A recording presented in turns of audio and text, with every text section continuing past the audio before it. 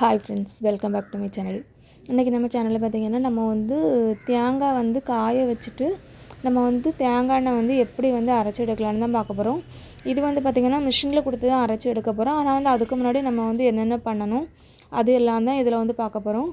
இதில் பார்த்திங்கன்னா நம்ம தேங்காய் அரைச்சதுக்கப்புறம் அதிலே நல்லா புழிஞ்சதுக்கப்புறம் அதில் உள்ள சக்கை எல்லாமே இருக்கும். அதுதான் புண்ணாக்குன்னு சொல்லுவாங்க. அதுவுமே இதில் கிடைக்கும். இதுவுமே பார்த்திங்கன்னா நம்ம மீன் கறிலாம் வைக்கும்போது அந்த தேங்காய் கூட ஒரு துண்டு போட்டு அரைக்கும்போது ரொம்பவே டேஸ்ட்டாக இருக்கும். இப்போ நான் இன்றைக்கி பார்த்திங்கன்னா இதுக்கு ஒரு 40 தேங்காய் எடுத்திருக்கேன். தேங்காய் பார்த்திங்கன்னா கொஞ்சம் நல்லா விளைஞ்ச தேங்காவாக இருக்கணும். அந்த ஓடு நல்லா கலர் சேஞ்ச் ஆகிருக்கும். அப்படி இருந்துச்சுன்னா தான் அந்த தேங்காயில் நமக்கு எண்ணெய் நிறையா கிடைக்கும்.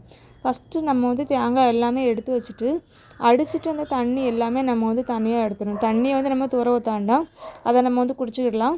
அதுக்கப்புறம் இதை உடச்சிட்டு பார்த்திங்கன்னா அந்த வெயிலில் ஒரு நாள் ஃபுல்லாகவே நம்ம வெயிலில் கொஞ்சம் காய வைக்கணும்.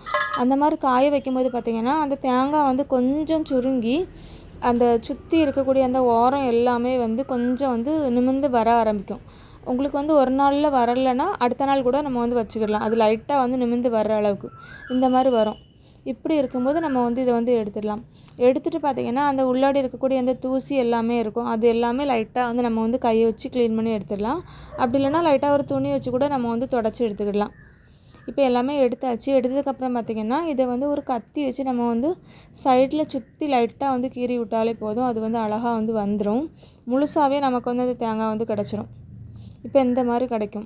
இதை நம்ம என்ன பண்ணணும்னா கத்தி வச்சு நல்லா தின்னாக நல்லா ஒல்லியாக நல்லா ஸ்லைஸ் மாதிரி சீவி எடுத்துக்கணும்.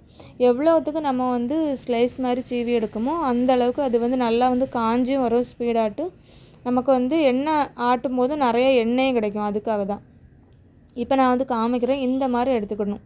இப்போ எடுத்தாச்சு. நான் சீவும் போதே பார்த்திங்கன்னா கையிலே நமக்கு லைட்டாக எண்ணெய் எல்லாம் இதாகும். அந்தளவுக்கு நல்லா இருக்கும். இதுக்கப்புறம் ஒரு பாயில் நம்ம கோர பாயின்னு சொல்லுவாங்க. பாய் அப்படி இல்லைன்னா பிளேட்டு அந்த மாதிரி எதுலையாவது போட்டு நம்ம காய வச்சு எடுத்துக்கலாம். இது காய வைக்கிறது பார்த்திங்கன்னா ஒரு 2 நாள் நல்லா முருக காயணும். அப்போ தான் நல்லா காஞ்சி வரும். அதுக்கப்புறம் நம்ம எண்ணெய் ஆட்டக்கூடிய இடத்துல போய் நம்ம கொடுத்து ஆட்டி எடுத்துக்கிடலாம். எனக்கு பார்த்திங்கன்னா கரெக்டாக ஒரு 4.5 கிலோ அது காஞ்சதுக்கப்புறம் இருந்துச்சு. எண்ணெய் பார்த்திங்கன்னா ஒரு 3.5 லிட்டருக்கிட்ட எண்ணெய் கிடச்சிது. எண்ணெயை நம்ம ஒரு பாத்திரத்தில் ஊற்றி வைக்கணும். ஊற்றி வைக்கும்போது அடியில் அந்த மண்டி அந்த கருப்பு கலரில் அந்த தேங்காயில் பின்னாடி இருக்கக்கூடியது எல்லாமே அடியில் தங்கிடும். அதை நம்ம எடுக்கக்கூடாது. அதுக்கப்புறம் நமக்கு எண்ணெயை ஊற்றி எடுத்துக்கிடலாம். எனக்குமே தேங்காய் இன்னும் கொஞ்சம் காயணும். ஆனால் எண்ணெய் மணமாக தான் இருந்துச்சு. எண்ணெய் நல்லா தெளிஞ்சதுக்கப்புறம் பார்த்திங்கன்னா இதோட நல்லா கொஞ்சம் கிளியராகவே இருக்கும். இப்போ அடியில் இருக்கிறது பார்த்திங்கன்னா இந்த மண்டி மாதிரி இருக்கும். அதை நம்ம எடுக்கக்கூடாது. இதுதான் அந்த அரைச்சதுக்கப்புறம் உள்ள புண்ணாக்கு. அதில் எண்ணெய் எடுத்ததுக்கப்புறம் இருக்கக்கூடியது. இதை நம்ம தூரப்படக்கூடாது.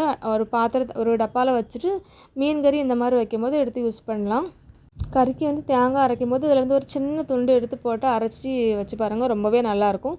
கண்டிப்பாக நீங்களும் இதை ட்ரை பண்ணி பாருங்கள். வீடியோ பிடிச்சா லைக் பண்ணுங்கள்.